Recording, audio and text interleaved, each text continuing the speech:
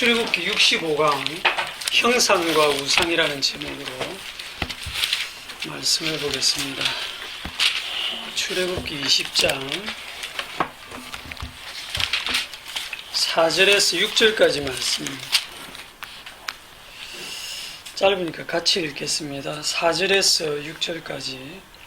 너를 위하여 새긴 우상을 만들지 말고 또 위로 하늘에 있는 것이나 아래로 땅에 있는 것이나 땅 아래 물속에 있는 것의 어떤 형상도 만들지 말며 그것들에게 절하지 말며 그것들을 섬기지 말라. 나 내 하나님 여호와는 질투하는 하나님인즉 나를 미워하는 자의 죄를 갚되 아버지로부터 아들에게까지 3,4대까지 이르게 하거니와 나를 사랑하고 내 계명을 지키는 자에게는 천대까지 은혜를 베푸느니라.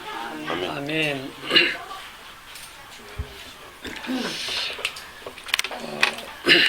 저번에 그 넓푸른 교회 이장호 목사님이 저희 집에 한번 놀러 오셨을 때 그 목사님도 제 설교 파일을 들으셨다 하더라고요.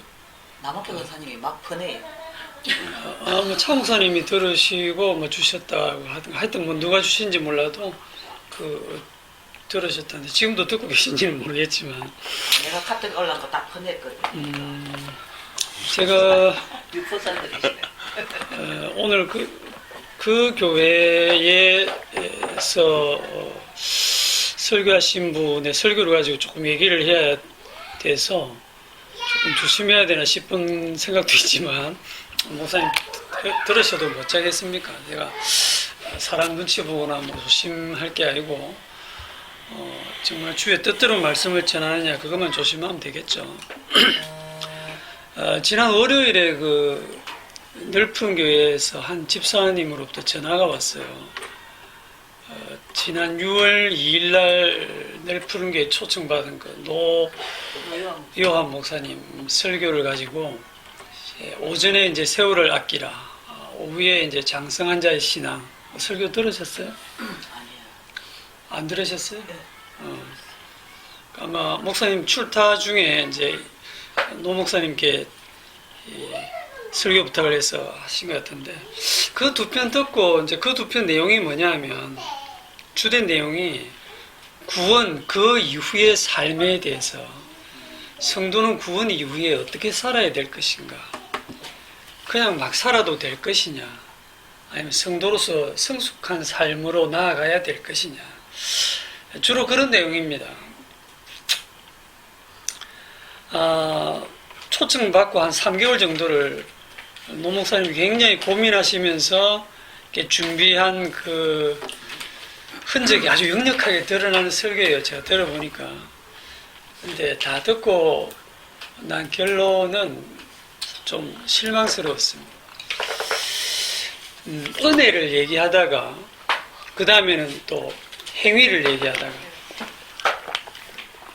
제가 들을 때는 이분이 무슨 말씀을 지금 하시려고 하는 건지를 모를 정도로 어떨 때는 인간은 절대 불가능하다를 얘기하시다가 그래도 우리가 뭐를 해야 된다고 또 얘기를 하시고 그 다음에 또 은혜를 막 전적인 은혜를 강조하시다가 그래도 우리가 이걸 해야 된다고 또 얘기를 하시고, 그러니까 구원받기 전에는 전적인 은혜고 구원 이후에는 우리가 할 일이 있다. 이제 종합적으로는 그렇게 이제 끝이 나는 것 같아요. 굳이 이제 성화라고 표현은 안 하시는데 이분도 옛날에는 한참 은혜를 강조하실 때는 행위의 행자만 들어도 그냥 알러지 반응이 날 정도로 싫어하고 이랬던 분인데 아마 목회를 하시면서 좀 성도들 삶을 보니까 이게 좀 아닌가 이런 생각을 하셨는지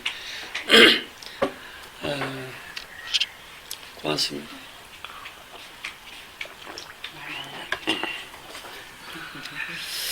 그래서 이제 거기 이제 조집사님이 이제 그 말씀을 넓푸른 교회 조집사님이라고 계신데 그분이 말씀을 다 듣고 나서 결론을 알미니안적이다 하고 이제 이장호 목사님께 따졌고 목사님하고 막 토론을 이제 하시면서 이제 이렇게 시원한 결론이 안 나서 이제 저한테 또 물어보러 전화를 주신 거예요.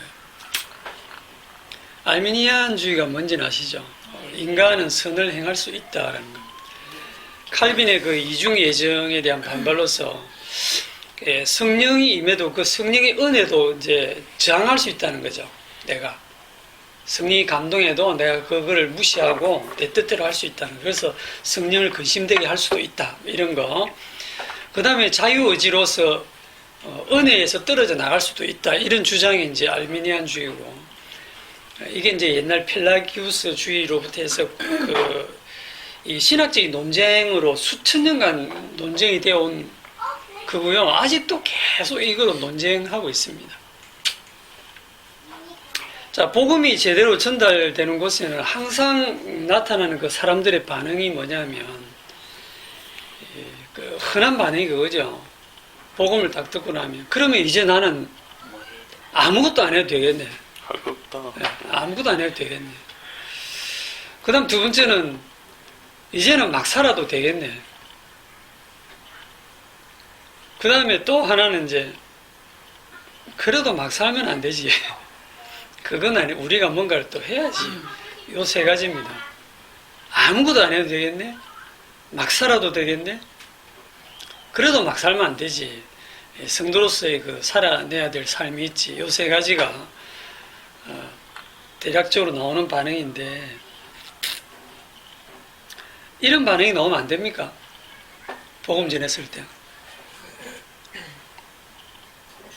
나올 수 있잖아, 그죠? 당연히 나오죠. 당연히 나와야 될 반응이죠. 그거를 설교자가 그거를 신경 쓸 이유가 없어요. 물론 이제 교회 안에서 영향력 있는 열심히 있고 영향력 있는 어떤 교인들이 그 복음을 제대로 듣고는 지금까지 내온 게 아무 쓸모가 없다는 거야? 뭐 아무것도 안 해도 되겠네. 뭐 주님이 다 이루셨으면 이제 난 막 살아도 되겠네. 하면서 이제 교회 일에 이제 점점 빠져가지고 열심을 안 내고 그렇게 되면 교회를 운영하는 입장에서는 좀 곤란하겠지만 이 복음은 교회 운영을 위해서 전하는 게 아니거든요. 복음은요 심판입니다. 심판. 갈라내시는 거예요. 복음이 전파되면서 내 백성과 내 백성 아는 자를 갈라내는 거예요. 그럼 복음이 딱 전파됐을 때 그거를 못 알아먹을 자는 반드시 못 알아먹는 반응이 나와야 돼요. 설교자가 거기에 대해서 그냥 저 사람은 복음 이해를 못하는구나, 못 알아먹는구나, 그 주님 백성이 아닌가 보다. 그렇게 생각하고 넘어가면 돼요. 그거를 뭐 설득을 시켜가지고 그래도 그러면 안 된다 그러고 복음을 알면 또 이렇게 살아야 된다고 그럴 필요가 없습니다. 아까 얘기했던 그런 반응들, 아무것도 안 해도 되겠네, 막 살아도 되겠네, 그래도 막 살면 안 되지, 이런 것들의 공통점이 뭔지 아세요? 그 네? 행위의 주체가 그렇죠, 자기라고 그렇죠. 생각하는 네, 그 주체가, 행위의 주체가 아직도 안 바뀌었어요. 자기가 주체라고 생각하는 겁니다. 네.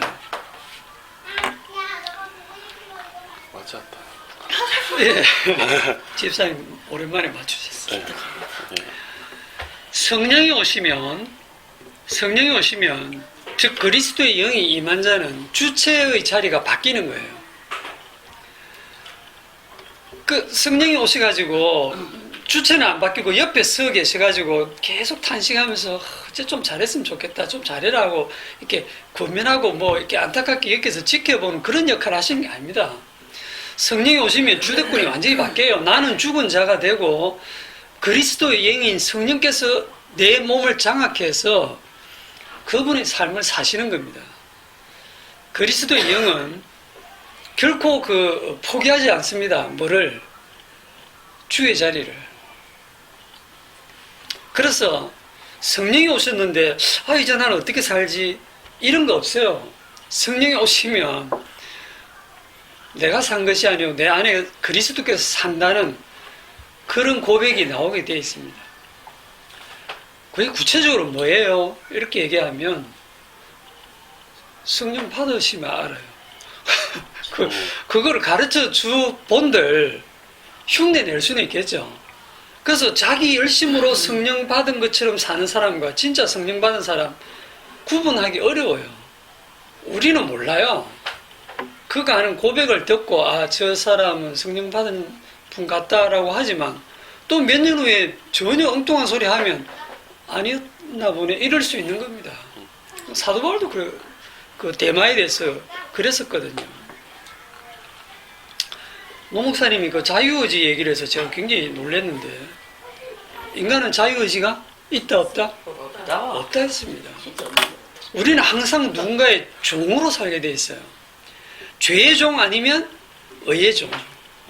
죄의 종으로 살다가 아들이 그를 자유롭게 해서 자유를 얻어서 이젠 자유다, 내 마음대로 살아도 되겠네가 아니고 뭡니까? 의의 종이 되는 거죠. 의의 종. 다른 얘기로 하면 마귀의 종으로 살다가 예수 그리스도의 종이 되는 거예요.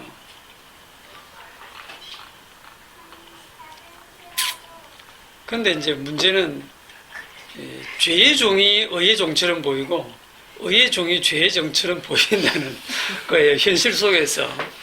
그 사도 바울의 삶을 생각해 보면 오히려 죄의 종으로 있을 때, 그러니까 예수를 만나기 이전에, 예수를 알기 전에는 율법의 종이었고 죄의 종이었는데 분명히, 그런데 그의 삶은 오히려 율법에 대해서 흠이 없는 바리새인으로 살았잖아요. 이 바리새인들에 대해서 한국 교회가 그냥 외식하는 자라고 이렇게 나쁘다라고 평가를 해서 전부 다들 그렇게 교육을 받아서 나쁜 사람이라고 생각하지만, 바리새인들 나쁜 사람 아니잖아요. 외식하는 사람 아닙니다. 그거는 외식한다는 것은 주님의 평가고, 우리가 그 바리새인들을 볼 때는 진짜 그 사람들은 마음으로만 하나님을 사랑하는 게 아니고 마음을 다하고 힘을 다하고 뜻을 다해서 하나님을 사랑해요. 그래서 말로만 사랑하는 게 아니고 온 몸으로 어릴 적부터 그 율법의 말씀을 하나도 어기지 않고 다 지켜낸 사람들이에요.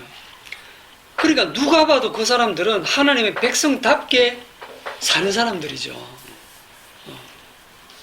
그 사람들을 보고 저 사람 죄의 종이다 이렇게 말할 사람 아무도 없어요. 세리와 죄인들을 보면 저들은 완전히 죄에 빠져 사는 죄의 종이고, 하지만 바리새인들은 빛의 자녀들이고 의의 종이다 이렇게 평가받을 수 있잖아, 그죠? 그런데 이 사도 바울이 예수를 만나고 난 다음에 변하는데 어떻게 변하냐면, 그동안 자기가 자랑했던 베냐민 집하고 가말리엘 문화에서 배웠고, 자기가 율법에 대해서 흠이 없고 바리새인이고 하는 이 모든 것들을, 자기한테 유익했다고 생각했던 모든 것들을 뭐로 여겨요? 배설물로 여겼다. 똥으로 여겼다 이거죠. 그거 다 버리고, 나 이제 그거 다 버리고 예수 그리스도의 십자가 외에는 알지 아니하기로 작정했다. 그리고 십자가 외에는 자랑해야 할 것이 없다 이렇게 했잖아요. 자, 그러면 그 사도 바울이 막 살았습니까? 아니에요. 막 살 수가 없어요. 왜? 성령이 끌렸어. 로마서 1장 1절에 보면 예수 그리스도의 종이 된 나 바울은 이렇게 얘기하거든요. 예수 그리스도의 종이 되었어요. 종은 주도권이 없습니다. 주인이 끄는 대로 끌려 살아요. 복음을 전하는데 뭐라고 하냐면, 이 복음은 내가 부득불 전한다. 이거 안 전할 수가 없다. 안 하면 내가 이거 안 전하면 화를 입을 것 같다 할 정도로 자기가 원치 않는데도 복음을 전하는 현장으로 끌려다니면서 매 맞고 수고하고 핍박당하고 그런 고생을 하면서, 모든 사도보다 더 심한 고생을 하면서 그렇게 복음을 전하잖아요. 그 사도 바울은 예수 그리스도의 영, 그리스도의 영에게 끌려다닌 겁니다. 어디서 막 사는 모습이 나옵니까? 막 산다는 말은 아직도 자기 주체가 살아있는 거예요. 성령을 받아본 적이 없어. 그런데 그런 사도 바울의 생애를 우리가 생각해보면, 야, 저렇게 예수 그리스도께 사로잡혀서 살면 죄가 있을까 없을까 이런 생각이 들잖아요, 그죠? 그런데 이 사도 바울의 노년의 한 고백이 뭐냐면, 내가 죄인 중에 괴수다라 고백이에요. 내가 원하는 선은 행하지 아니하고 원치 아니하는 악을 행한다는 고백을 로마서 7장에서 하거든요. 제가 로마서 7장을 다시 계속 묵상해서 보는데, 도대체 사도 바울이 무슨 죄를 지었을까? 그렇게 하루 종일 복음에만 매여서 복음 전파하고 사는데 무슨 죄를 지었을까? 그게 아직도 저는 의문이에요. 여러분들은 궁금하지 않으세요? 혹시 아시는 분? 사도 바울의 죄가 뭔지. 어떤 구체적인 죄를 지칭해서 간음이나 도둑질이나 뭐 그런 걸 이야기하는 것 같진 않아요. 그런 윤리 도덕적인 수준 낮은 죄는 아니겠죠. 그렇죠. 내면에서 일어나는 어떤 생각에서 오는 피조물 하나님 앞에서 피조물로서의 죄 그걸 이야기하는 것 같아요. 자, 그 얘기 이제 뒤에 가서 조금 더 하기로 하고, 어디서 제가 들은지 기억은 잘 안 나는데 언젠가 그 십자가 마을 수련회에 가면 십자가 복음을 잘 안다고 이렇게 설치는 사람들이 꽤 있습니다. 그런 일단의 사람들이 타로점을 본답니다. 타로? 타로점. 저도 그게 뭐 정확히 뭔지 모르겠는데 무슨 점 보는 게 있나 봐요. 타로점이 뭡니까? 아마 카드 점 보는 거예요. 신천지에서 많이 재미로 본답니다. 재미로. 그런데 이분들이 뭐 자기들끼리 보면 모르겠어요. 근데 이분들이 이제 십자가 마을에 오는 목사님들 중에 한 분한테 목사님도 타로점만 보세요. 재밌어요. 이랬던 거예요. 그 목사님이 너무 어이가 없고 황당해갖고 이제 막 야단을 친 겁니다. 그랬더니 그 사람들 반응이 뭐냐면, 아이고, 목사님 아직도 그렇게 율법에 매여 사십니까? 이래 된 거예요. 여러분들의 이 일을 어떻게 생각하세요?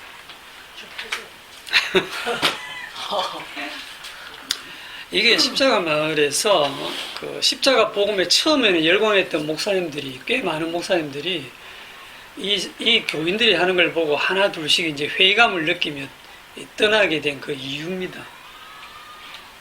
교인들이 대놓고 방종한다는 거죠.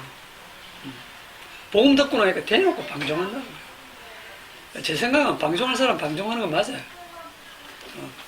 제대로 복음이 전해진 것 같은데요. 네, 제대로 복음이 전해지기 때문에 그 사람들이 이제 죄를 숨기지 않고 그냥 아예 그냥 노골적으로 다 드러내고. 재미로 타로점 보는 거 괜찮습니까? 성령이 보게 하시면 보세요. 성령이 보게 하시면 보세요. 재미로 고스톱도 하잖아 그냥 모르겠어. 그럼 뭐 별로 뭐 그러면 재미로 그 다 같이 야동 한번 보시죠. 아니, 여자들끼리 보는 게 괜찮아. 재미로 다 모여가지고 강도짓도 한번 하죠. 왜? 재미로 어울려 다니면서 성폭행도 해보고 재미로 살인도 해보죠. 그래요.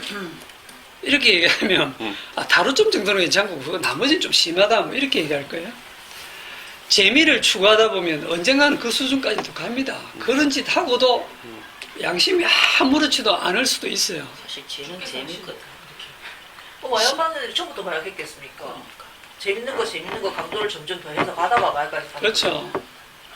그 사람들은 복음을 자기 육체의 기회로 삼을 뿐입니다. 복음대로 산다고 하지만 복음대로 사는 게 아니고 자기 욕심에 편하게 사는 구실로 복음을 이용하는 거예요. 그런데 우리도 정도의 차이는 있지만 복음을 많이 우리 편한 대로 이용하고 삽니다. 저도 그러니까. 갈라디아 5장 13절에 보면 형제들아 너희가 자유를 위하여 부르심을 입었으나 그러나 그 자유로 육체의 기회를 삼지 말고 오직 사랑으로 서로 종노릇하라.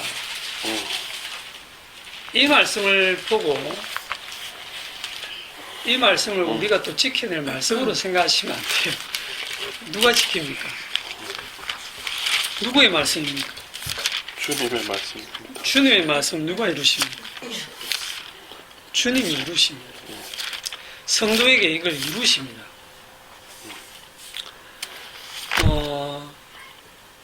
이 사랑으로 서로 종노릇하는 이 모습을 사도 바울을 통해서 주님이 이루고 있는 것을 우리는 성경에서 보잖아, 그죠? 자기가 뭐 우상의 제물을 마음껏 먹어도 관계는 없는데 우상이 아무것도 아닌 걸 아는데 형제의 덕을 세우기 위해서 자기가 덕을 세우기 위해서 형제를 위해서라면 나 이 고기를 아예 안 먹을란다 라고 할 정도로 자기의 자유를 억제를 했잖아, 그죠? 그 사도 바울을 보고 아니 뭐 당신 왜 그래 율법적으로 삽니까? 이렇게 말하시면 안 돼요. 성령에 사로잡혀서 사는 모습이거든요. 그래서 우리가 복음으로 사는 게 성령에 사로잡혀서 사는 모습인지 아니면 여전히 자기가 주체가 돼서 복음을 이용해 먹고 사는 건지 사실 우리는 그 외모를 보고 판단하기가 굉장히 어렵다는 말씀을 드립니다.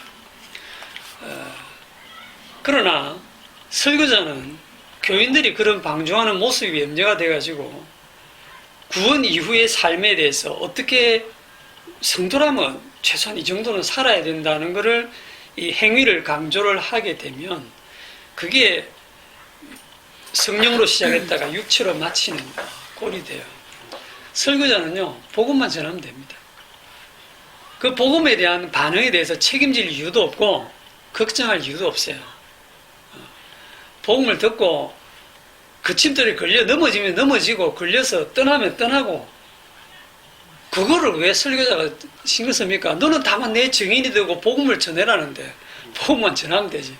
그거를 자꾸 내 사람, 내 교인으로 잡아놓으려고 하니까 뭐 행위를 가르치면 사람들이 그 행위를 들으면 또 자기가 해낼 수 있는 거니까 어느 정도 행실을 조심하고 그러면 겉보기에는 괜찮아 보이겠죠, 그죠? 그래 봐야 신종 바리새인 만드는 거 아닙니까? 그래서 그건 좀 아니다 싶어요. 언젠가 이제 노 목사님 만나면 좀 한참 얘기를 나눌 수 있겠습니다.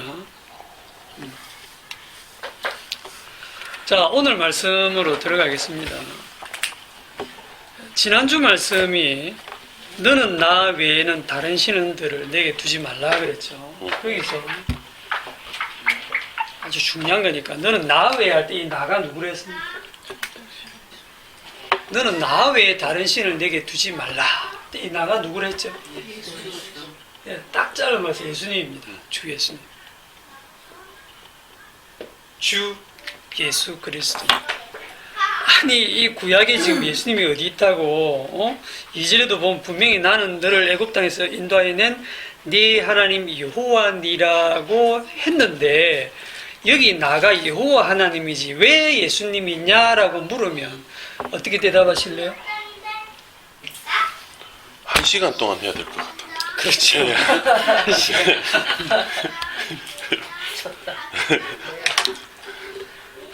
성경을 볼 때 창세기부터 읽잖아, 그죠?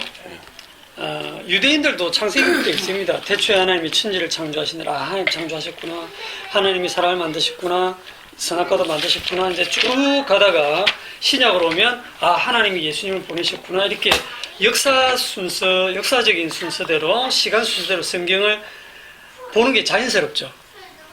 그죠? 그렇게 보고 수천 년간 신학을 정립한 사람들이 누구냐 하면 유대인들입니다. 그렇게 해서 성경 말씀에 그대로 근거해서 구약의 여호와 하나님을 가장 잘 알고 가장 바르게 믿었던 유대인들, 그게 유대교거든요. 거기에 대해서 주님의 평가가 뭡니까? 그들은 철떡같이 우리의 아버지는 하나님이다, 여호와 하나님이 우리의 아버지다라고 믿고 있었는데 예수님의 평가는 뭐죠? 마귀.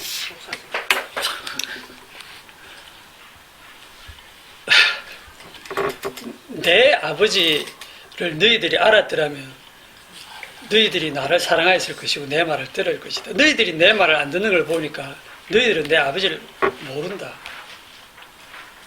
너희 아버지는 마귀다. 너희는 마귀 새끼다. 그렇게 얘기를 하는 거예요. 그럼 결론이 뭐가 되냐면 창세기부터 순서대로 쭉 이렇게 문자적으로 역사적으로 시간 순서대로 성경을 인간의 지성을 이용해서 읽고 해석해내면 그 결과로 나오는 최고의 결과가 유대교인데 그 결과로 나오는 것은 뭐가 나오냐면 여호와 하나님이라고 우상이 나옵니다. 오늘 교회에서 예수님 얘기 거의 안 합니다. 전부 하나님 얘기합니다.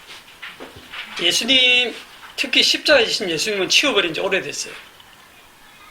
전부 하나님은 이렇게 뭔가 이렇게 걸림돌이 없거든요. 그런데 예수 그리스도 십자가를 얘기하면 십자가는 모든 인간의 행위를 다 부정해버리고 인간의 가치를 다 없애버리기 때문에 걸림돌이에요, 인간들에게는. 그래서 십자가를 사람들이 싫어합니다. 그래서 그걸 치워버려요. 하나님 얘기만 하고 있어요. 자, 성경은 누가 기록했습니까? 성령이 기록하셨죠. 성령께서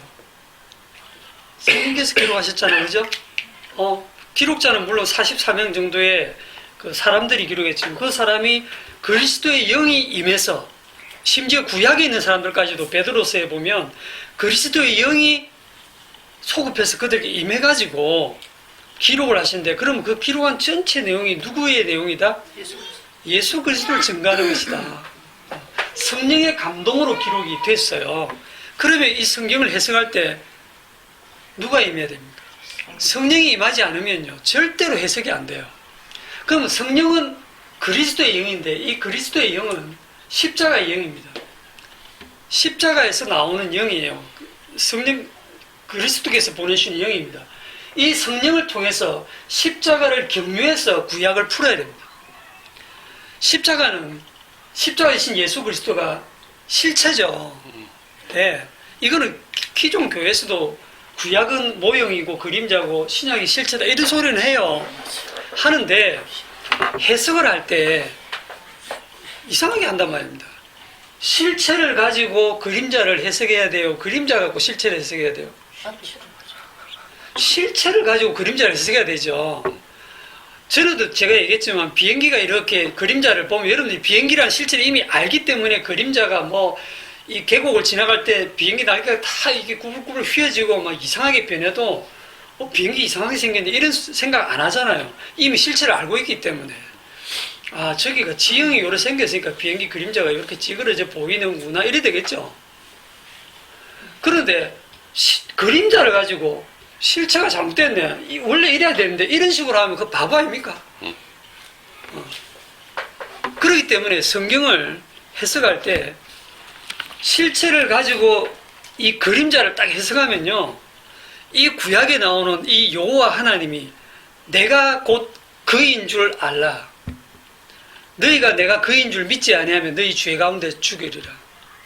너 누구냐? 나는 처음부터 너희에게 말하여 온 자니라. 그 요한복음에 다 나오거든요. 예수님이 실체거든요. 예수님이 뭐 이 창조 이후에 뭐 한 4,000년 후에 태어나셨다, 이렇게 생각하시면 안 돼요. 왜냐하면 골로새서 1장 15절에 보면 그는 보이지 아니하는 하나님의 형상이시오 모든 피조물보다 먼저 나신 이시니. 예, 제일 내보다 뒤에 오시는 그분이 나보다 앞선 거예요. 그분은 모든 피조물보다 먼저 나셨고 먼저 계시고, 그리고 그로 말미암아 세계가 창조가 된 겁니다. 그리고 그 실체를 보여주기 위해서 그림자를 쫙 이렇게 모형을 지금 역사 속에 펼치시는 거예요. 그러면 그 실체를 가지고 구약을 해석에 들어가면 여기에 나가 누구다? 아, 이분이 예수님이네. 나올 수 있죠, 바로. 네.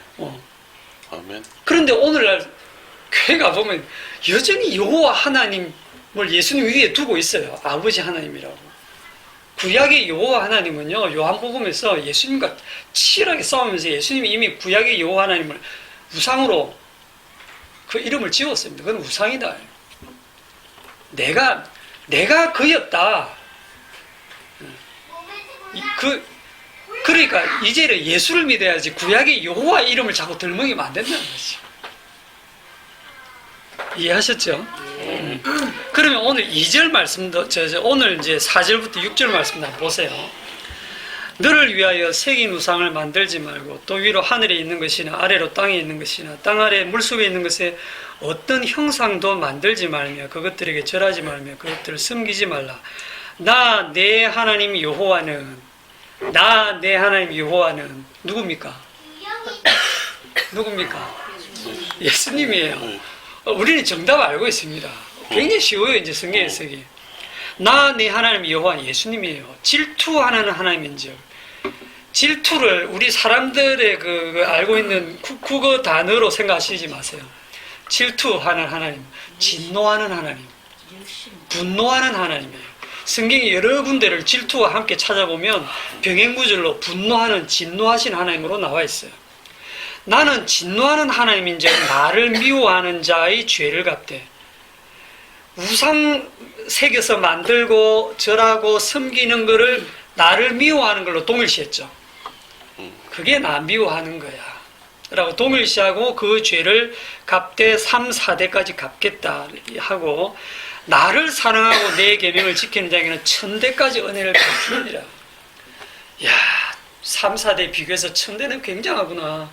1000대까지 은혜를 베푸시는구나. 이 상품에 눈물지 마시고, 나를 사랑하고 했을 때 이 나를 사랑할 자가 없어요. 예수님을 사랑할 자가 없어요. 왜? 우리는 육신을 입고 사는 우리는 누구를 사랑해요? 나를 사랑해요. 우리는 예수님 사랑 안 합니다. 우리는 나를 사랑하기 때문에 절대 예수님 사랑할 수 없어요. 그래서 예수님 사랑할 수 없고요. 그래서 그 계명 못 지켜요. 천대까지 은혜 꿈도 꾸지 마세요. 그럼 우리는 어디에 해당되느냐면 나를 미워하는 자, 거기에 포함됩니다. 저와 여러분이 다 나를 미워하는 자. 그래서 우리는 그분의 분노를, 진노를 받을 수밖에 없는 존재예요. 주님이 이 말씀 하시는 이유는요, 우상 섬기지 마라, 새기지 마라. 아, 저는 안 새겼는데요. 뭐 이렇게 뭐 조각해가지고 안 새기고 저는 뭐 부처도 안 믿고요. 예수님만 믿어요. 그래서 저는 이 말씀 지켰어요. 이런 수준이 아닙니다. 이 말씀을 주시는 이유는 너희는 반드시 우상 만들게 되어 있다는 거예요. 어떻게? 너를 위해서. 너를 위하여. 우상의 특징이 뭐냐면 이겁니다. 우상의 특징은 너를 위해서. 자기를 위해서 섬기는 게 전부 우상이에요. 그럼 예수 믿는 건 누구 위해서 믿습니까? 나를 위해서 믿지. 예수 믿어도 나를 위해서 믿지. 뭐 구약의 여호와 하나님을 유대인들이 왜 믿었는데 다 자기 영생 얻기 위해서 믿었지. 다 자기를 위해서 믿었지. 예수 아저씨 위해서 믿은 거 아니잖아요. 오늘 여러분들이 빈센트 와서 예수 믿고 복음 듣고 하는 것도 다 나를 위한 거예요. 딱 깨놓고 얘기하면. 그게 다 우상숭배라니까요. 여러분들이 복음을 잘 듣고 잘 알아듣고 아멘하고 이제 그 복음의 말씀대로 내가 그걸 정말 잘 이해해서 그대로 믿는다고 신앙 고백해서 여러분들이 구원받는 게 아닙니다. 십자가 지신 주님이 일방적으로 그냥 구원하셔서 구원하시는 거예요. 여기도 보면 참 재밌는 말씀이 나를 미워하는 자, 나를 사랑하는 자 이렇게 나오잖아, 그죠? 주어가 인간처럼 느껴지죠. 십자가 지시고 난 후에는 주님이 사랑하는 자는 천국 데려가시고 주님이 미워하는 자는 지옥 보내시게 돼 있어요. 저번에 얘기했잖아요. 이거 가짜로 바꿔야 되겠네. 내가 미워하는 자, 내가. 여러분들 이제 이걸 읽으면서 구약을 읽으면서도 실체를 통해 보시면서 말씀을 그래 읽으시면 굉장히 재밌어요. 자, 그럼 이제 처음부터 조금 차근차근 풀어봅시다. 처음부터 가야 이제 언제 끝나게 보시면 이제 학생들이 없으니까 천천히 하시죠. 없네 진짜. 23절에 한번 보시면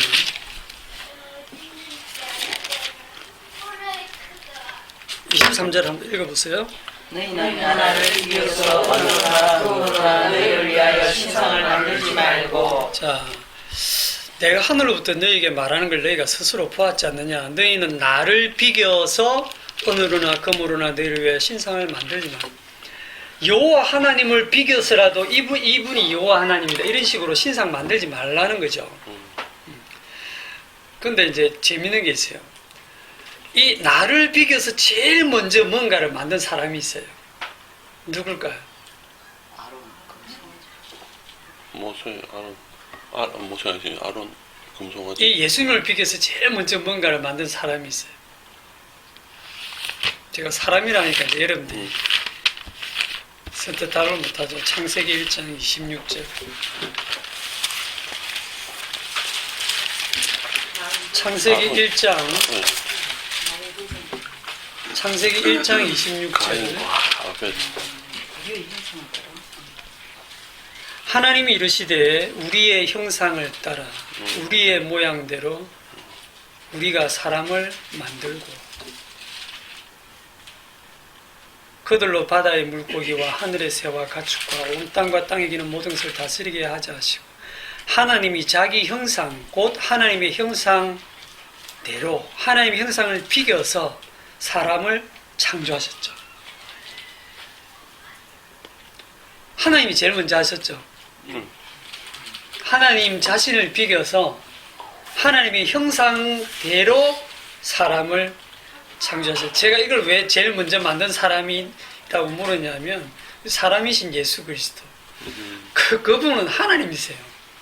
사람이시면서 하나님이세요. 여기 구약의 창세기 1장의 하나님이요. 예수 그리스도입니다. 그분이 창조하셨어요. 여기에 나오는 우리의 형상을 따라 우리의 모양대로 하는데 여기 우리가 누구지? 신학자들에게 해석한 걸 보면 굉장히 다양해요. 천상에 의해서 있는 그 천사들하고 하나님하고 포함해서 우리라고 했다는 것도 있고요. 굉장히 많습니다. 여러분 이 우리가 누군지 아세요? 이 구약만 읽어갖고는 죽어도 깨나도 몰라요. 어떻게 합니까? 해석이 없는데 우리의 형상을 따라 우리의 모양대로. 이 우리가 누구지? 삼일체를 배운 사람들은 처음부터 삼일체부터 들고 들어갑니다.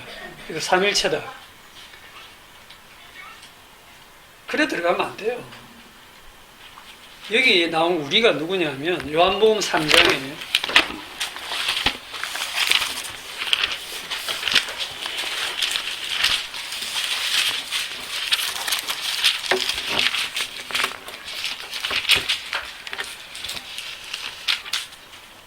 요한복음 3장 10절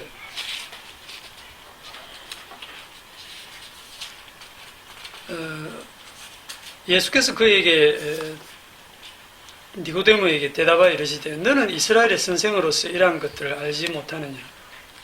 진실로 진실로 네게 이르노니 우리는 아는 것을 말하고 본 것을 증언하노라. 그러나 너희가 우리의 증언을 받지 아니하는도다. 와. 여기에 너희가 누구 우리가 누굽니까? 예? 여기에 너희가 누구 우리가 누구예요? 여기 우리가요 아버지와 아들입니다.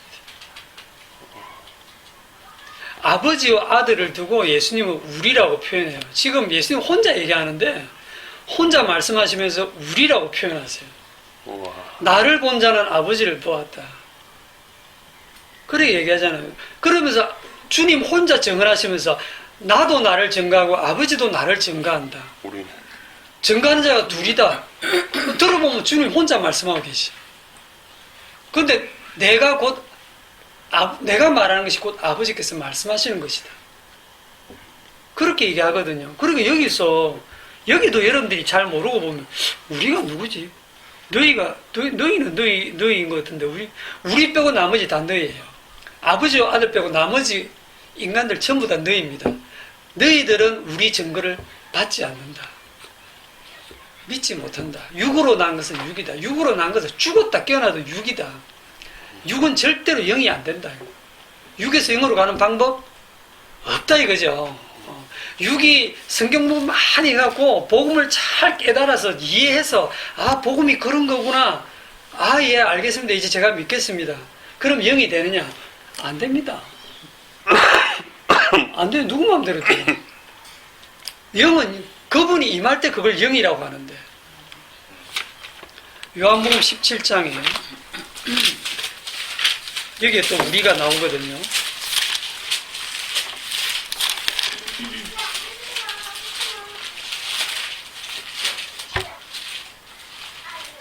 (17장 11절)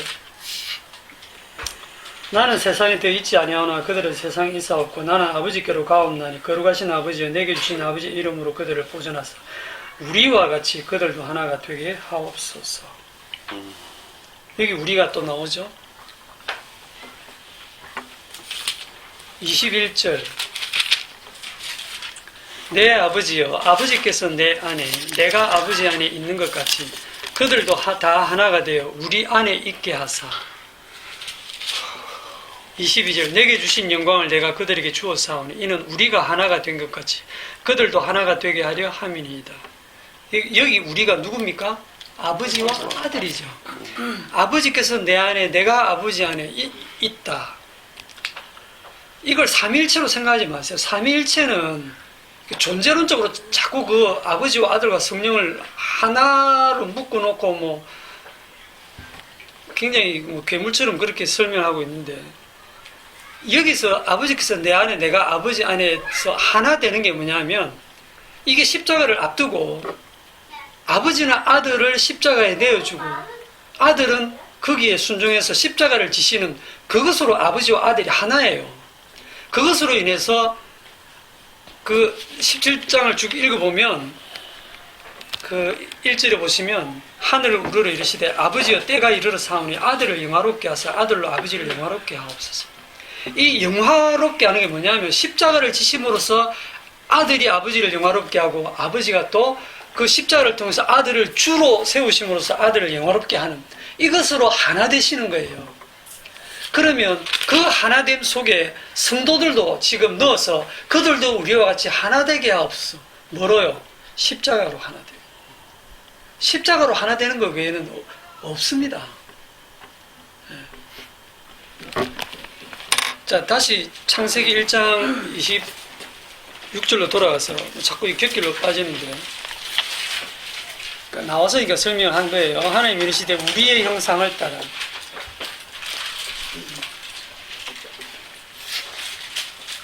여기 하나님이 이르시되 할 때 이 하나님이 그 시내산에서 모세에게 말씀해 주셨겠죠. 그죠? 모세가 이 하나님 창세기를 어찌 알고 썼겠어요? 시내산에서 40일간 있으면서 하나님이 지시해 주시니까 썼지. 그 시내산에서 말씀하신 그 하나님 누굽니까? 여호와 하나님, 예수님. 예, 그분이 이르시되, 그분 아버지는요 안 보입니다. 아버지는 창세기부터 끝까지 일하시는 분은 아들 하나님이에요.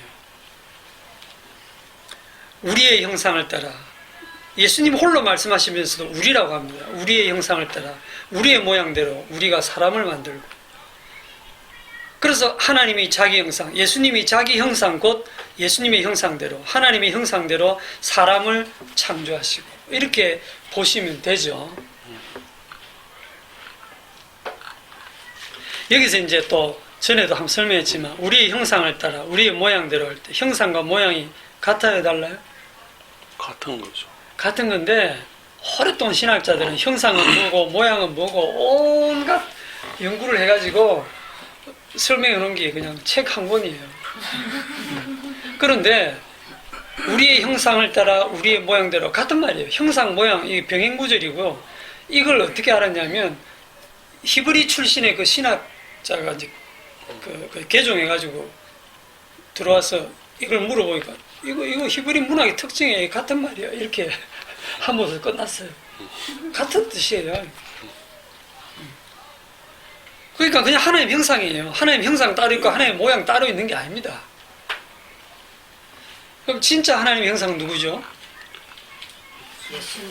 고린도후서 4장 4절. 고린도후서 4장 4절.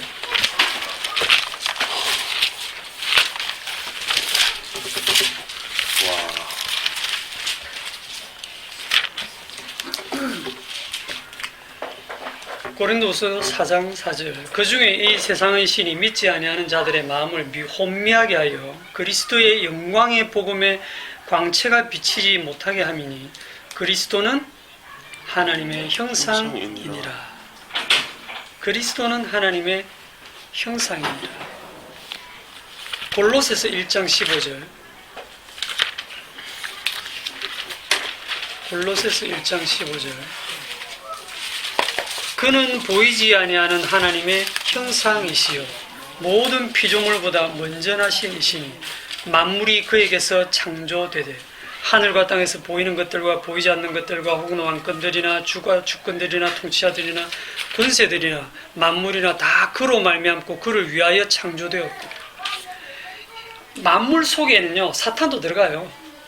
사탄 마귀도 주님의 주되심을 증가하기 위해서 도구로서 사용하기 위해서 만드신 겁니다. 천사도 만들고 마귀도 만들고 선악과도 만들고 인간도 만들고 하늘과 땅과 이 온 어마어마한 우주를 만드셨어요. 다 누구를 증가하기 위해서? 주 예수 그리스도를 증가하기 위해서. 기가 막히죠. 와, 세다. 오. 그 진짜 하나님의 형상이신 예수 그리스도께서 창세기 1장에서 사람을 만들면서 하나님의 형상대로 만들었다라는 말이 뭐냐면 진짜 형상 따로 있잖아요, 그죠? 예수 그리스도. 그런데 진짜 형상 말고 모형으로서 그 하나님의 형상으로 사람을 아담을 만들었는데, 그래서 로마서 5장 13절에 보면 아담은 오실자의 표상이라. 아담은 오실자의 모형이라 그러잖아요. 그죠? 아담은 오실자의 모형이라. 로마서 5장 14절. 아담은 오실자. 이 오실자는 이미 모든 피조물보다 먼저 계셨던, 창세전에 계셨던 그분이 오시기 전에 그 모형으로서 아담을 딱 창조를 해서 하나님의 형상이다라고 합니다. 그럼 하나님의 형상이란 말을 영어로 보면 우리의 형상을 따라 our image 이래요. 이미지. 우리의 이미지를 따라. 이미지라고 하면 이렇게 거울에 비친 상과 같은데 그 말은 하나님의 이미지, 하나님의 모습을 비추어 준다 이런 뜻이죠. 그죠? 그죠? 그러면 최초에 만들어진 그 사람 아담은 예수 그리스도의 모습을 비추어 줘야 되죠.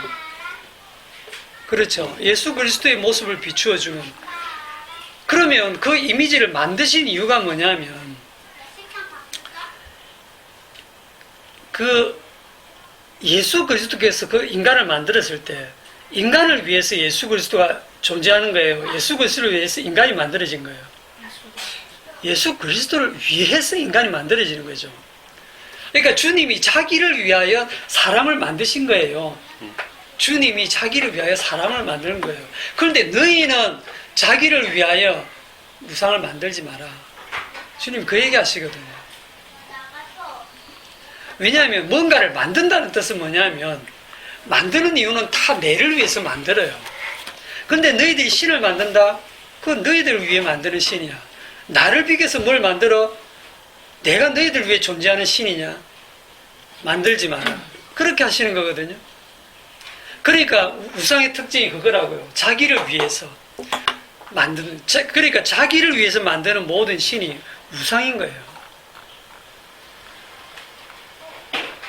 그런데 이놈의 인간이 창세기 3장 딱 가면 마귀의 유혹을 받아가지고 선악과를 먹죠. 그러고는 하나님의 형상을 잃어버립니다.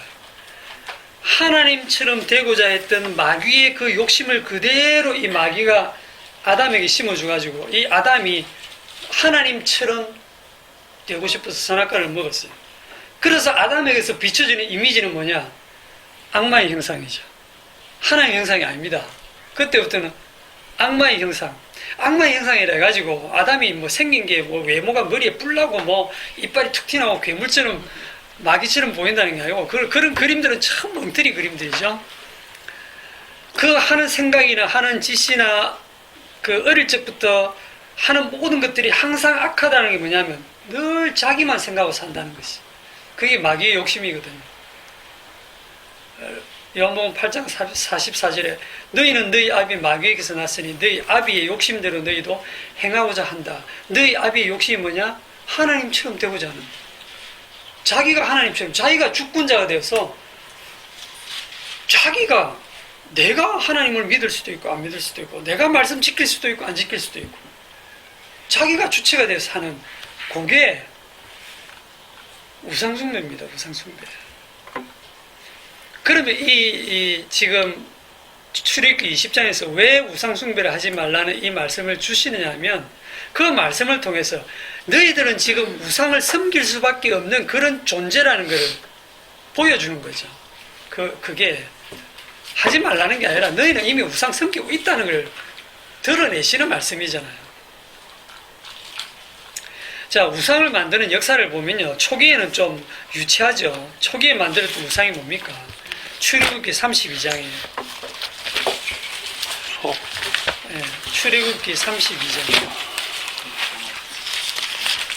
32장 보면 우리 같으면 이런 거 안 만들 텐데 이런 생각 드시죠. 그 시대에 우리가 살면 우리도 금반지 다 뺍니다. 귀걸이 빼고. 32장 1절에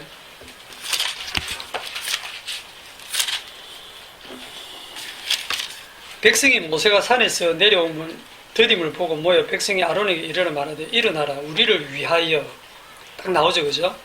우리를 위하여 우리를 인도할 신을 만들라. 이 모세 곧 우리를 애굽 땅에서 인도해낸 사람은 어찌 되었는지 알지 못합니다. 애굽 땅에서 인도해낸 분이 누굽니까? 여호와 하나님이죠. 여호와 하나님이라고 백날 얘기해도 이 사람들 눈에 보이는 것은 모세밖에 안 보입니다. 모세가 손 들고 지팡이 내미니까 바닷물 갈라졌고 손 내미니까 다시 바닷물 닫히고 모세밖에 안 보인 거예요. 그러니까 모세를 거의 신처럼 믿었던 거죠. 오늘날도 마찬가지야. 오늘날도 눈에 보이는 목사가 거의 신격화가 되어 있습니다. 사람들은 보이는 걸 믿게 돼 있어요. 그러니까 안 보이니까 불안한 거야. 그러니까 보이는 신을 만들어라는 거죠. 우리를 위해서 우리를 인도할 신을 만들어라. 그러니까 아론이 그들에게 이르되, 야, 이 모세 형 아론이 지금 왜 이런 짓을 할지 좀 이상하지 않습니까?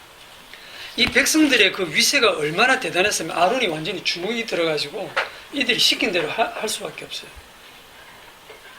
너희 아내의 자녀의 귀에서 금고리를 빼내어 내게 가져오라. 얼마나 많은 양을 꺼내왔으면 그거를 녹여가지고 부어가지고 조각칼로 송아지 형상을 만들었단 말입니다. 그리고는 그 다음에 뭐라고 하냐면 아론이 보고 그 앞에 제단을 쌓고 이에 아론이 공포하여 이르되 내일은 여호와의 절기다. 내일은 여호와의 절일이니라. 이튿날에 그들이 일찍 일어나요. 잠도 안 자.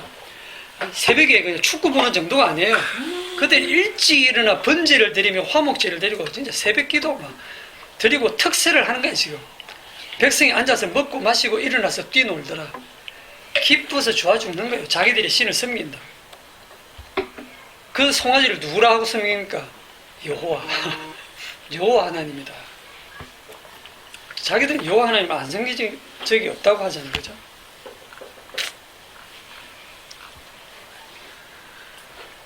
순금으로 금송아지를 만들었으니까 뭐 오늘날을 보면 그 경제적 가치가 얼마나 대단하겠어요. 자기들 귀한 거 다 갖다 바쳐서 그 만들어냈으니까 얼마나 뿌듯하겠습니까? 오늘날 대형교회 수십억 수백억 들여가지고 지어놓고 이게 하나님의 성전이다 라고 그 교회를 갖다 하나님 성전이라고 하고 우상처럼 받드는 그 모습하고 이거하고요 다르지 않습니다. 수준이 똑같아.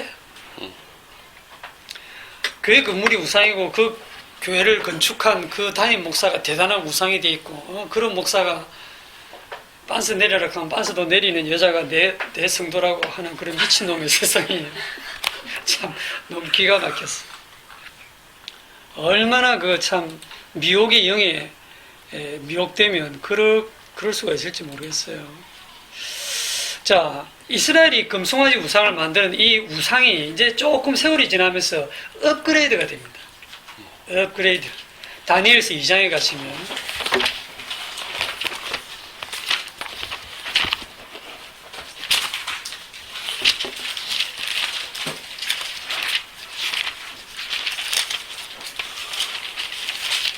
다니엘서 2장에 가면 느부갓네살이 꿈을 꾸죠. 잘 아시는 내용이다. 그죠? 그 꿈 내용이 뭡니까? 다니엘서 2장 31절. 아무도 그 꿈을 해석 못하는데 다니엘이 이제 해석을 하죠. 31절. 왕이여, 왕이 한 큰 신상을 보셨나이다. 그 신상이 왕의 앞에 섰는데 크고 광채가 매우 찬란하며 그 모양이 심히 두려우니 그 우상의 머리는 순금이요. 머리는 순금이요. 머리야, 머리. 이래가지고 다리하고 다 이래 있는데 머리는 순금이요. 그 다음에 가슴과 두 팔은 은이요. 가슴과 두 팔은 은이요. 그 다음에 배와 넓적다리. 배와 넓적다리는 노시요.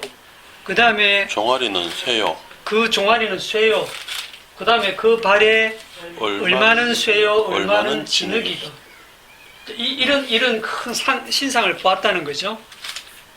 그런데 조금 있다가 그 사람 손으로 손대지 아니한 돌이 하나가 날아와서 요 제일 밑에 여기를 땅 치니까 이 우상 전체가 박살이라고 여름 타작마당에 겨같이 되어서 바람에 불려간 곳이 없이 사라져버리고 우상을 친 이 돌은 태산을 이루어서 온 세계에 가득하였나이다 하고 이 꿈을 이제 해석을 해주는데 이 꿈의 해석이 뭐냐면 요 순금은 바벨론 왕 느부갓네살 왕 당신이고 그 다음에는 왕보다 못한 왕이 일어나고 그 다음에 조금 더 못한 왕이 일어나고 이렇게 해서 열왕들이 일어날 걸 쭉 설명을 하죠. 이걸 설명을 하고 마지막에는 이 손대지 아니한 이 돌이 뭡니까? 산돌이신 예수 그리스도거든요. 이게 와서 마지막 로마 시대에 여기를 박살을 내고 이 우상을 다 부숴버리고 하나님의 나라가 이제 태산을 이루는 그게 지금 다니엘이 느부갓네살이 꾼 꿈을 다니엘이 그렇게 해석을 했는데 문제가 뭐냐면 3장 1절에 느부갓네살 왕이 금으로 신상을 만들었으니 아니 다니엘이 그 해석 다 해주고 느부갓네살 왕도 진짜 해석 잘했다. 진짜 네 속에는 하나님의 신들이 있다. 뭐 하고 그를 굉장히 귀하게 선물도 주고 귀한 자리에 앉혔는데 정신 좀 차려야 될 거 아니에요? 딱 3장에 가서 그 자기 꿈꾼 대로 계시받은 대로 금신상을 만들어 놓고 절해라. 자기를 비겨서 상을 만들어 놓고 절하라는 거예요. 누구든지 절하지 않는 자는 뜨거운 풀무불에 집어넣는다. 우상이 그전에는 금송아지 우상이 이번에는 뭐로 바뀌냐면 사람으로 바뀝니다. 왕으로 바뀝니다. 왕. 그리고 그 뒤에 이제 다니엘서 저 뒤에 8장 이런 데 가보면 우상이 뭐로 바뀌냐면 요한계시록에도 나오지만 바다에서 올라오는 짐승, 땅에서 올라오는 짐승 이런 거 보면 전부 다 국가 권력이죠. 국가 권력, 왕, 권력, 힘 이게 우상이 됩니다. 그걸 가진 그 사람이 우상이 되죠. 그렇게 이제 우상이 업그레이드가 됩니다. 그런데 이제 중간 과정도 있지만 성장하고 가장 최신판 업그레이드 된 우상이 어디로 나오냐면 이제 신약 성경에 나와요. 그게 뭘까요? 신약 성경에 오면 가장 업그레이드 된 이 우상은요, 이제 눈에 안 보입니다. 눈에 안 보이는 우상입니다. 안 보이는. 여호와. 눈에 안 보이는 우상이에요. 그 눈에 보이는 거는 수준 낮은 우상이고, 눈에 안 보이는 이제 수준의 우상인데, 그게 뭐냐면 하나님의 말씀대로 살아내는 자기 자신이 우상입니다. 그게 가장 업그레이드된 우상 숭배고 가장 진화한 악마의 형상을 한 모습이에요. 바리새인. 성경 말씀에 철저하게 근거해서 신앙생활을 잘하고 있는, 말씀대로 살고 있는 그 모습이 이제 자기가 하나님의 말씀을 다 지켜서 하나님처럼 되어서 하나님 앞에 당당하게 설 수 있는 정도, 자기 의가 얼마나 단단해졌으면 하나님 앞에 당당하게 설 수 있는, 그게 가장 진화한 우상숭배고 악마의 모습입니다. 왜 이걸 악마의 모습이라 하냐면 하나님의 아들이 누구 손에 죽습니까? 이들의 손에 죽거든요. 하나님의 아들을 죽이는 그때가 가장 죄가 깊을 때예요. 가장 죄가 극에 달했을 때예요. 그때 하나님의 아들 오셨는데 그 하나님의 아들이 누구 손에 죽냐면 그 종교 지도자들, 가장 업그레이드된, 기가 막히지 않습니까? 하나님의 구약의 하나님의 말씀대로 살아가고 있는 그들에 의해서 하나님의 아들이 죽임을 당합니다. 오늘날 우상숭배 볼까요? 신약에서 신세에 나오는 우상숭배는 뭡니까? 에베소서 5장. 에베소서 5장 5절. 다 같이 시작. 다 같이 시작. 너희도 정녕 이것을 알거니와 음해하는 자나 더러운 자나 탐하는 자 곧 우상 숭배자는 다 그리스도와 하나님 나라에서 기업을 얻지 못하리니. 너희도 정녕 이것을 알거니와 음행하는 자, 음행 이게 우상 숭배를 말하죠, 그죠? 더러운 자, 그 음행하는 자 같은 얘기예요. 탐하는 자, 탐심이 우상숭배죠. 다 같은 말입니다. 즉 우상숭배자는 다 그리스도와 하나님의 나라에서 기업을 얻지 못하리니. 아멘 하셔야 돼요. 여기에 음행하는 자, 더러운 자, 탐하는 자, 곧 우상숭배자 안에 우리가 다 들어가요. 저는 아닌데요 이러시면 어쩌든요. 파산하시든지. 골로새서 3장 5절에 가봅시다. 골로새서 3장 5절에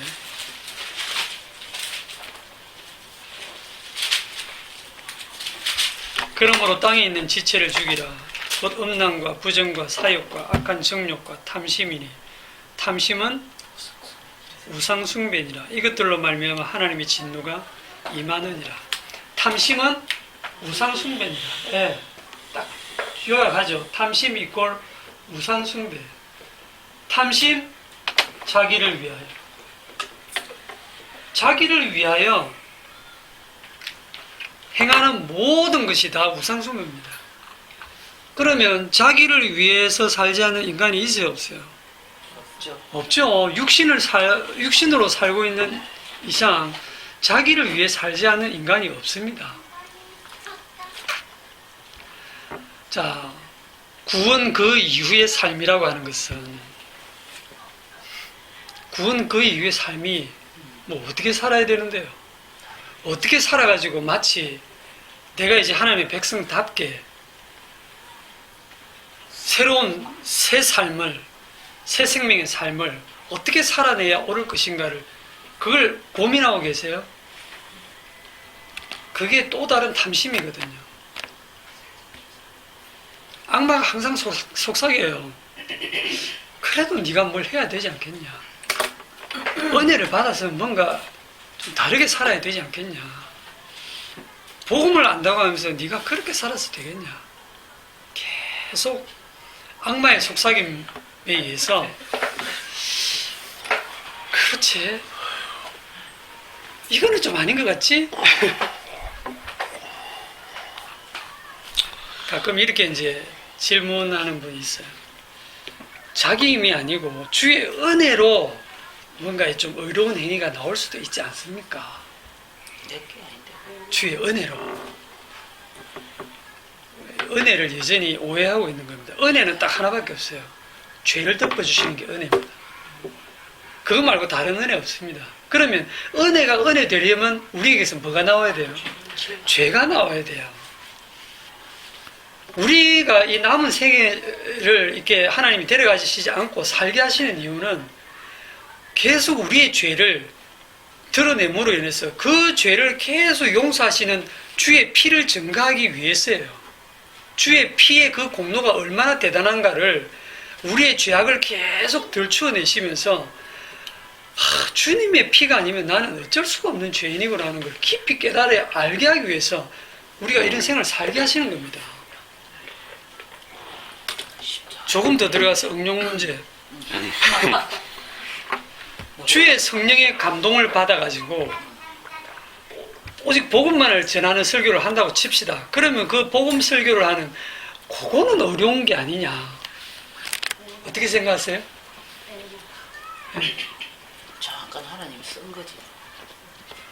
그것도 죄입니다. 어느 순간 성령의 감동으로 내가 24시간을 살다가 한 1분 정도 정말 주님의 성령의 감동으로 감격해서 찬양이 순수하게 그냥 터져 나오고 막 눈물을 흘리면서 찬양을 하면서 그 하늘의 그 기쁨을 잠시 맛봤다 갑시다. 그 누구의 열매입니까? 성령의 열매죠. 육신의 일이 아닙니다. 성령의 열매입니다. 한 1분 정도 잠깐.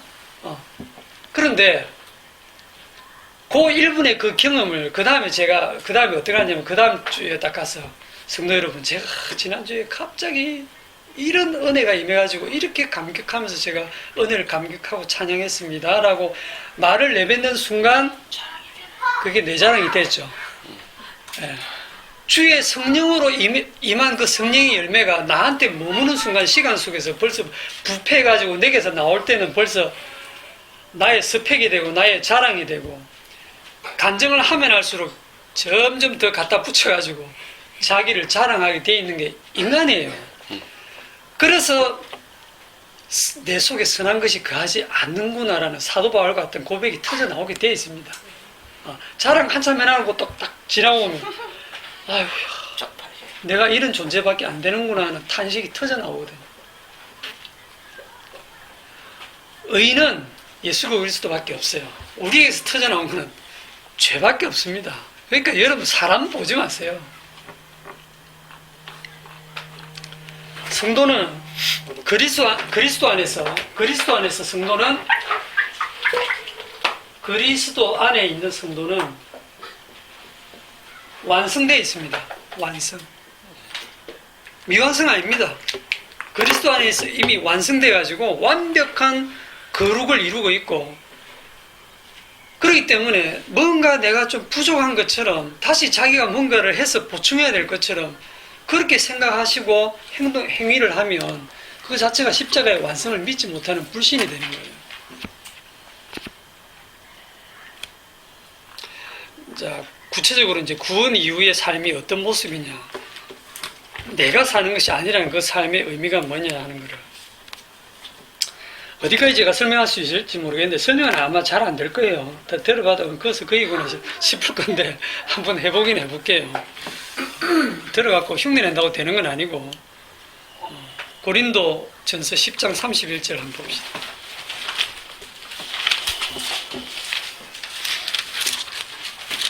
이런 말씀들에서 자꾸 이렇게 걸려 넘어지기 때문에 그래요. 고린도전서 10장 31절 다 같이 시작. 그런데 너희가 먹든지 마시든지 무엇을 하든지 다 하나님의 영광을 위하여 하라. 네.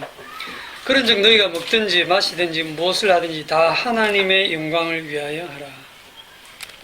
신약에 표현된 이 하나님이 예수 그리스도입니다. 주의 영광을 위해서 하라 할 때 그 주님이 예수님입니다. 누구의 말씀입니까? 바울이 쓴 거죠. 그럼 바울의 말씀이에요? 성령이 감동하셔서 기록하셨으니까 주의 말씀이죠. 누구에게 하시는 말씀이에요? 주의 백성에게 하시는 말씀이죠. 주의 말씀을 딱 하시고 주님이 자기 백성 보고 이루라고 하시는 말씀이 아니고요. 주의 말씀은 주님이 이루십니다. 이걸 잘 아셔야 돼요. 주의 말씀은 주님이 이루십니다. 중풍병자에게 일어나 내 자리를 들고 걸어가라 하면 가라 해놓고 주님이 중풍병자가 어떻게 하는지 쳐다보면서 기다리고 있지 않습니다. 중풍병자 일어나서 걸어가죠. 지가 일어나 걸어갑니까? 사람들이 보면 지가 일어나서 걸어가죠. 그럼 못 걷는 사람이 어떻게 걷습니까? 누가 걷게 하십니까? 주의 말씀의 능력이 그를 걷게 하시죠. 그것이 주님의 영광입니다. 그 사람이 들고 걸어가는 게 주님의 영광이에요. 그런데 그 사람이 하는 거예요? 아니에요. 주님이 하시는 거예요. 주님이 말씀하셔놓고 주님이 이루시고 주님이 영광 받으시는 거예요. 주님은 주의 자리를 절대로 양보하지 않습니다.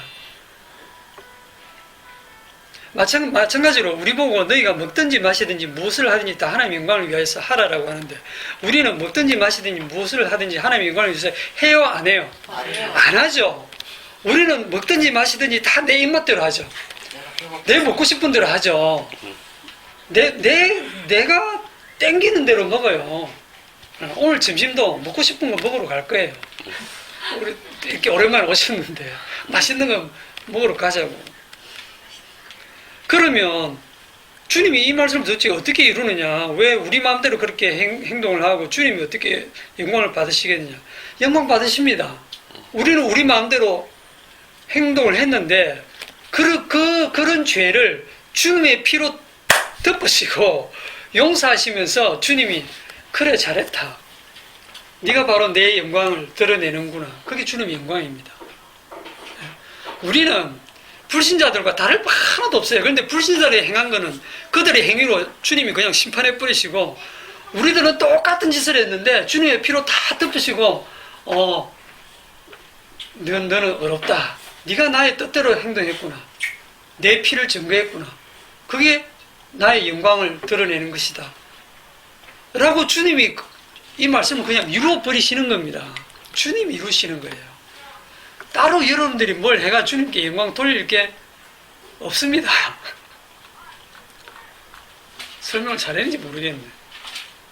십자가 오른편에 달린 강도가 언제 성화되고 언제 성숙될 시간이 있었어요? 에?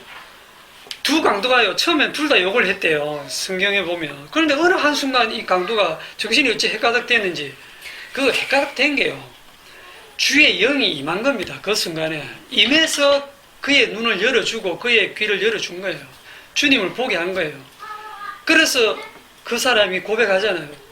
주님, 주여, 당신의 나라에 임할 때 나를 생각하소서. 그럴 때 주님이 뭐라고 합니까? 야, 나도 못 받겠어 힘들어 죽겠는데 너 정말 사가지가 없구나. 네가 평생 한 일이 뭐가 있다고 나한테 그런 부탁을 하냐. 이러지 않잖아, 그죠? 그래, 너 같은 죄인을 구원하기 위해서 내가 온 것이다. 네가 오늘 나와 함께 낙원에 있으리라. 그 오른편 강도가 성화될 시간이 있어요, 없어요? 성화될 시간이 어디 있습니까?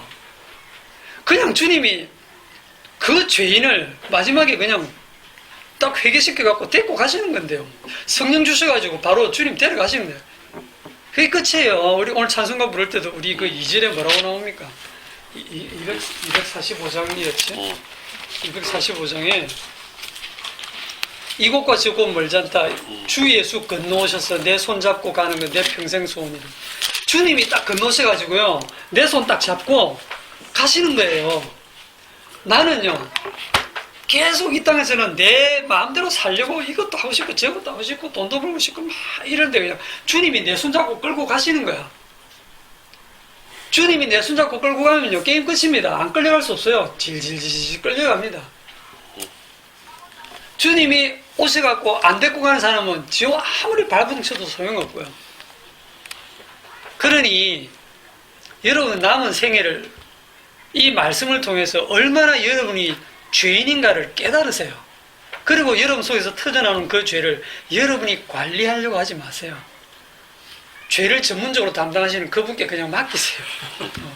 여러분의 양심, 여러분이 짓는 모든 죄를 다 그분께 맡기고 사세요. 주님, 복음이다, 저게. 기도합시다.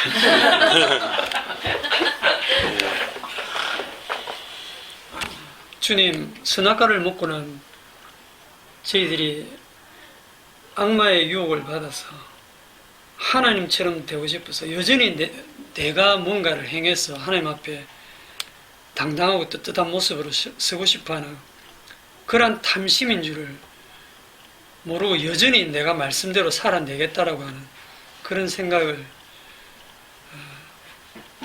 하는 것을 종종 봅니다. 주님, 이 음란하고 악한 세대에서 오직 우리가 자랑할 것은 십자가밖에 없음을 깨달아 알게 하시고, 날마다 터져나오는 우리의 죄악된 모습 속에서 그 모든 죄를 끝없이 덮어주시는 주님의 영원한 그 피의 공로와 그 은혜가 얼마나 대단한가 하는 것을 살아가면서 더욱 더 감격하고 더욱 주님만을 높이고 그 십자가만을 자랑하는 저희들이 되게 하여 주옵소서. 예수님의 이름으로 기도드립니다. 아멘.